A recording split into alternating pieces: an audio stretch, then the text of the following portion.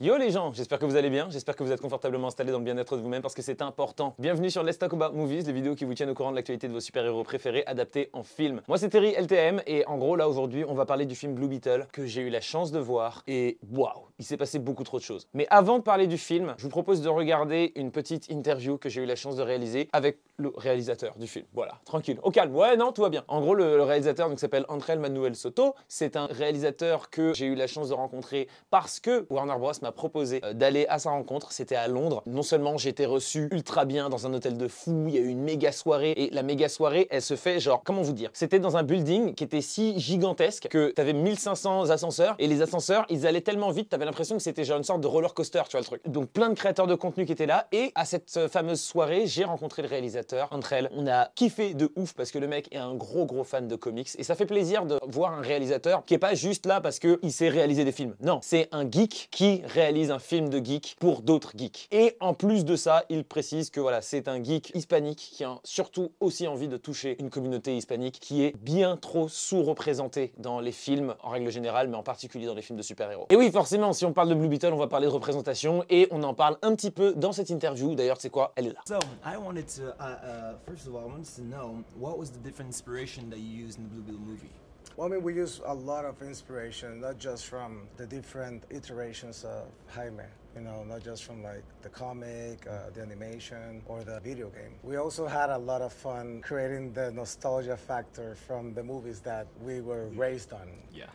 All those amazing family adventure movies from the 80s and the 90s, even horror movies from the 80s and the 90s. And we even go far back as homages to movies like Macario, which is one of the best Mexican films ever done. We tried to take as much as we could from that and have fun with it. This is like our wish fulfillment. You know, the same way that Kaji says, anything you can imagine you can create. For us, it was like, man, everything that we like, we can create. So let's honor the ones that came before us. Oh, that's perfect. And also, there's a big part of representation. This is the first time we have a Latino American superhero Yes. on like being the leading role of the movie. So, how did you feel some kind of pressure on that? I don't know if pressure is the right word. I think responsibility for sure. But at the same time, I felt a lot of gratitude to be given the opportunity to do it, and the opportunity also to maybe this allows more stories to be told by other people, or by other people from other demographic, other ethnicities, that,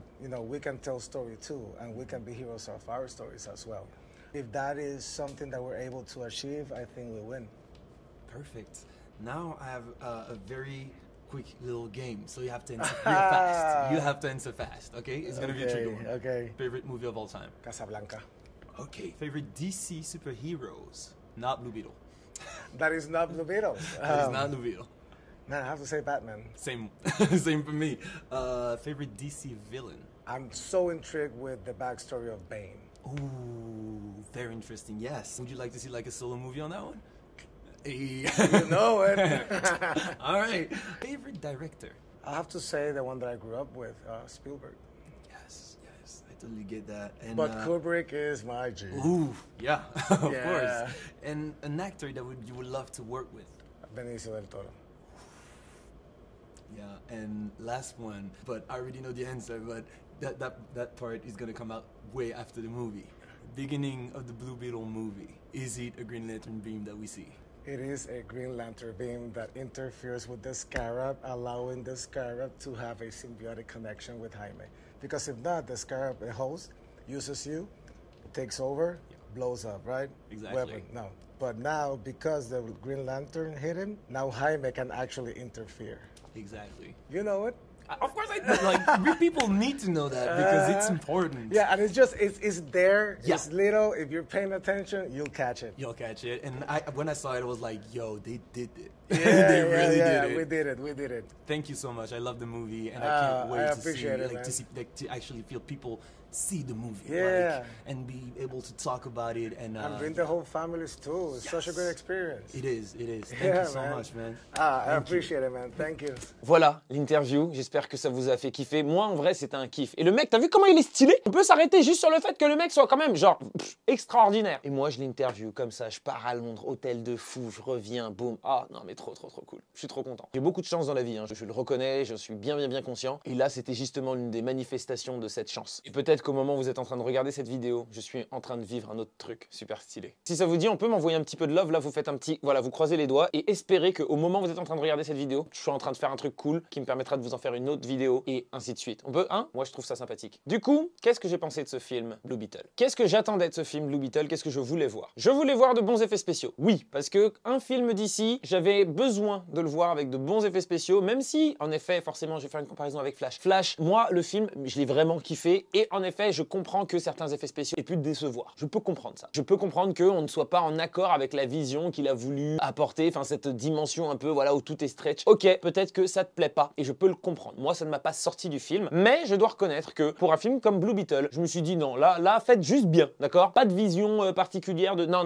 Juste faites-moi un bon film, s'il vous plaît, ça me ferait vraiment kiffer. Et c'est ça que j'ai obtenu. Un bon film avec de bons effets spéciaux, beaucoup d'humour, parce que le personnage de Blue Beetle, c'est un personnage qui... Enfin, voilà, tu dois forcément avoir de l'humour dedans. Et une autre chose que j'avais aussi très envie de voir, c'est évidemment les connexions avec d'autres personnages d'ici, des connexions en particulier avec les lanternes. Et oui, parce que pour les lecteurs de Blue Beetle, vous n'êtes pas sans savoir que, initialement, le scarabée qui débarque sur Terre était plus ou moins censé détruire la Terre, d'accord? Mais il a été endommagé par un tir d'une lanterne, et ce, il y a un certain temps. Et ce que je trouve intéressant, c'est que les lanternes, on ne les a pas encore vues dans le DCU, ou en tout cas dans le DC Studio, mais on sait que c'est prévu. On doit retrouver les Lantern Corps dans une série, dans un film, peu importe, ça doit arriver. Et j'avais envie de voir ça dans le film. Qu'est-ce que je ne voulais pas voir? Je ne voulais absolument pas voir un film one-shot. Genre, le film que voilà, tu le vois, il y a une histoire, il y a un truc, et puis genre, ça s'arrête là. Non, j'ai besoin de connexion avec d'autres héros, avec d'autres Beatles, parce que Blue Beetle, il n'y en a pas eu qu'un seul. Je voulais voir toutes ces choses-là. J'avais pas envie de voir un film qui serait soi-disant un film de représentation pour la communauté hispanique, mais où l'intégralité du casting aurait été caucasien, ou noir, ou asiatique. Non, là, je pense que c'est un film où tu dois voir des gens hispaniques. Et ça, pour le coup, je peux spoiler et dire que ouais, ça, pour le coup, c'est bon, c'est respecté, et ils l'ont très bien fait. Je voulais un film cohérent, je voulais une bonne musique, je voulais de l'action, et je voulais une bonne grosse dose de plaisir. De regarder un gosse avoir des pouvoirs, et de te projeter et te dire que ouais, si moi aussi j'avais les mêmes pouvoirs, je ferais exactement ça. Et je peux vous dire, sans vous spoiler, que j'ai passé un très bon moment, j'ai obtenu une grande partie de ce que je voulais, et je n'ai pas vu ce que je ne voulais pas voir. Donc je suis vraiment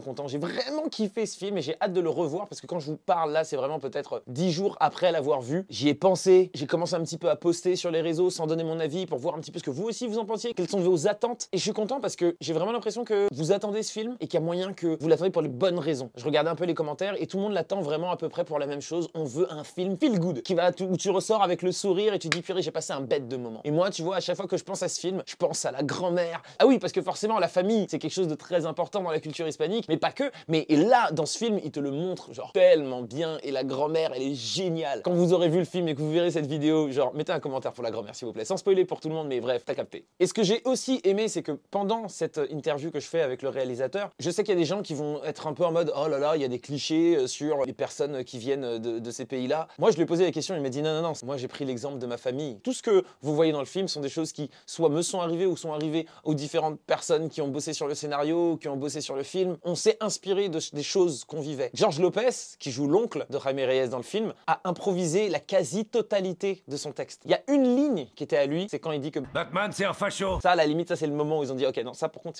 c'est dans le script, tu le dis. Mais sinon, tout le reste, c'est quasiment que de l'impro. Et eux-mêmes, le casting, quand ils se sont rencontrés, ils ont été, voilà, boire des verres ensemble, se raconter leur vie pour qu'ils deviennent une véritable famille. Au lieu de répéter, ce qui normalement est censé se faire dans le cinéma, tu rencontres le cast, et donc vous faites vos répètes ensemble, tout ça. Là, non, que dalle. D'abord, on va aller boire des verres, on va aller boire quelques bières et quelques cocktails. Et littéralement, c'est lui qui me raconte ça. Il me dit, on est allé boire des cocktails et chacun a raconté sa vie, comment ils sont arrivés aux États-Unis. Et donc forcément, les plus âgés avaient des histoires bien plus extraordinaires que les plus jeunes qui en soi sont juste nés aux États-Unis. Leurs parents ont vécu des trucs. Mais là, se retrouver avec des gens qui ont vécu, qui ont dû traverser parfois de manière clandestine des trucs et tout, bah ça a soit une forme d'autorité et ça fait que du coup, ils sont vraiment devenus une famille. Ok, on les respecte, ce sont les plus âgés, c'est papa, maman, tonton. Ils ont vécu des trucs que nous, on n'aura jamais vécu et qu'on certainement ne vivra jamais. En tout cas, on l'espère pour eux. Et cette connexion, tu la ressens à l'écran. Tu vois qu'ils sont vraiment dans un esprit de famille et ça fait plaisir de voir ça. Et même moi qui ai eu quelques aperçus de comment ça se passe dans une famille mexicaine, portoricaine, portugaise, quand j'ai regardé le film Blue Beetle, j'avais l'impression d'être chez mon meilleur pote. Je voyais sa mère, je voyais littéralement sa famille et je me suis dit ah ouais d'accord, ouais c'est totalement ça. Et ça, tu vois, c'est un autre truc qui fait kiffer.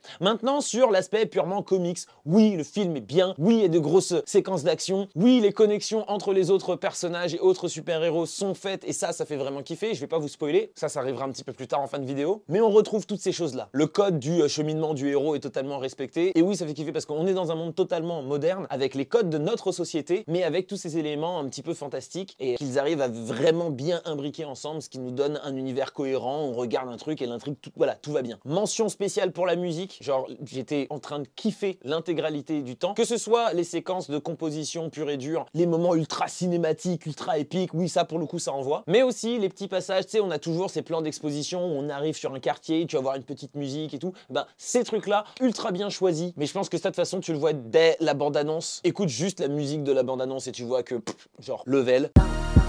Excusez-moi, monsieur Reyes?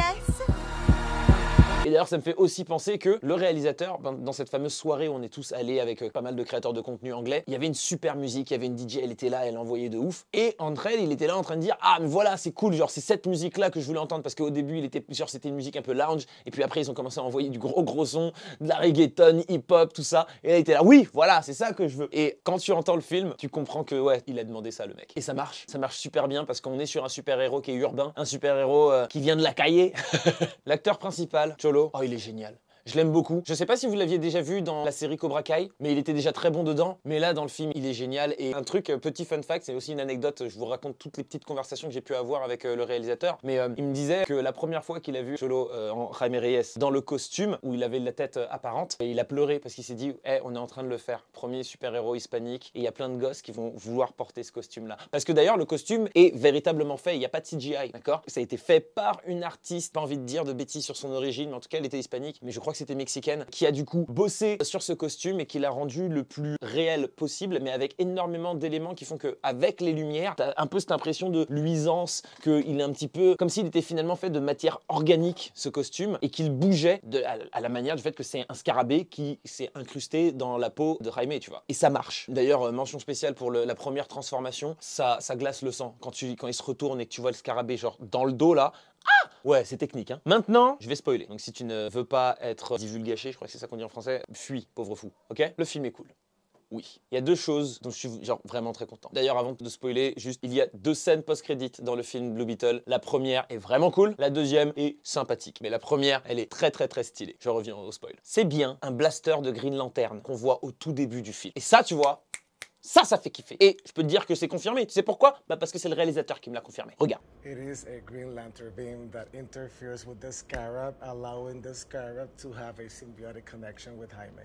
Ah, il l'a dit, d'accord? Donc en effet, c'est bien un Green Lantern qui envoie ou blast vert qu'on voit au tout début du film sur la scène d'introduction. Et moi, quand je l'ai vu au tout début du film, je vois le blast vert comme ça et que je vois qu'elle est un petit peu chelou, le scarabée, nanana, je fais oh, ils le font. Donc les lanternes sont là. Ce film fait bien partie de l'univers que James Gunn est en train de créer. Tu vois, c'est juste ce petit moment-là qui te permet de comprendre à quel point le film est imbriqué. Mais j'avais besoin de le savoir, j'avais besoin d'avoir la confirmation. On l'a eu. On est ravis d'être content. La grand-mère. Non mais alors, il y en a qui vont dire ouais mais c'est n'importe quoi, on n'y croit pas. Non, il y a des grand-mères qui sont comme ça les gars. Pour de vrai. On n'est pas là pour comparer les grand-mères de chacun. Toutes les grand-mères sont stylées, on les kiffe. Ok. Mais il y a des gens qui ont fait des choses dans leur vie et en vieillissant, ben ils les gardent, d'accord? Et il existe encore ces personnes, ces anciens révolutionnaires, ces anciens soldats dans l'âme. Et le fait qu'elles se révèlent comme ça à la fin du film, moi j'ai trouvé ça tellement cool. Et il y a aussi un élément qui m'a fait penser, tu sais quoi, à ma mère. Pour de vrai. Quand on arrive face au drame et que voilà, c'est super compliqué, tout le monde a envie de pleurer et que la grand-mère, elle bouge pas. La grand-mère, elle est stoïque. Alors que quand même, elle vient de perdre un membre important de sa famille, c'est chaud. Mais non, elle reste focus et elle débarque et elle va voir ses enfants et elle dit c'est pas le temps de pleurer là. On n'a pas le temps. Quand j'ai eu mon incendie, certains le savent, j'ai eu un incendie et évidemment, bah, quand tu vois toute ta vie partir en fumée, t'as envie de pleurer. Et du coup, je suis resté à peu près solide tout le long jusqu'à ce que ma mère arrive. Quand je vois ma maman, bah là, j'ai les larmes qui commencent à arriver. Ma mère, elle m'a regardé, elle m'a fait pas maintenant, on n'a pas le temps. Parce qu'en effet, fallait aller voir la police, les pompiers, fallait faire les assurances, il y avait plein de trucs. Et c'est peut-être que, ouais, 3-4 jours plus tard, quand on est retourné sur les lieux, etc., et que là, tu constates ton truc, et que là, je commence vraiment à pleurer, que là, elle me dit, ouais, c'est bon, là, tu peux pleurer. Et c'est exactement ce qui se passe dans le film. Donc forcément, quand il y en a qui disent, ouais, n'importe... Non, c'est vrai, ça existe, d'accord? Il y a des personnes qui sont ces visages forts, qui assument tout, et qui sont là face à toutes les épreuves de la vie. Et en l'occurrence, quand elle fait ce passage-là, moi, ça fait boum boum dans mon cœur, vraiment. Parce que quand, du coup, à la fin du film, elle fait, ok, maintenant, on peut pleurer, et qui pleure, je te jure, rien que d'en parler, j'ai les frissons. Bah ouais, moi aussi, j'avais envie de pleurer pendant cette séquence. Parce que après tout ce qu'ils ont vécu, les moments drôles, les moments moins drôles, les trucs, après on revient à la réalité, à savoir que, hey, on a perdu quelqu'un. Cette séquence, elle est folle. Il y a plein de moments dans le film qui m'ont mis les larmes aux yeux. Je sais pas, peut-être qu'en ce moment, je suis plus fragile. Écoute, j'assume et je kiffe. Et en vrai, je trouve ça beau qu'un film dit de super-héros, qui est censé être plus léger, puisse nous transmettre ces petits trucs-là, parce que ce sont des moments de la vie qu'on vit véritablement, d'accord? Même si on vit pas des scarabées dans le dos et des gens qui essayent de détruire la Terre, bref. Non, on vit des moments où on perd des gens, on vit des moments où la vie est technique, où elle est pas si belle que ça, où elle est un peu relou. Et de temps en temps, avoir cette personne dans ta vie qui est là en train de te soutenir et qui est en train de te dire pas maintenant, plus tard, on a des trucs à faire et après on verra.